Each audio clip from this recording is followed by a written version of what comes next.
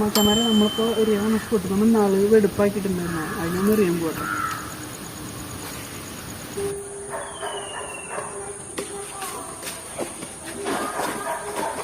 Guys നമുക്ക് മീൻ അടിച്ചിരിക്കുന്നു guys.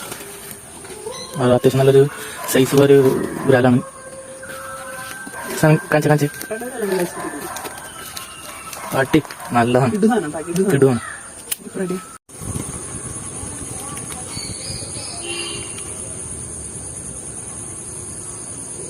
Guys നമുക്ക് അടുത്തൊരു വിരാലിനെ അടിച്ചിട്ടുണ്ട്.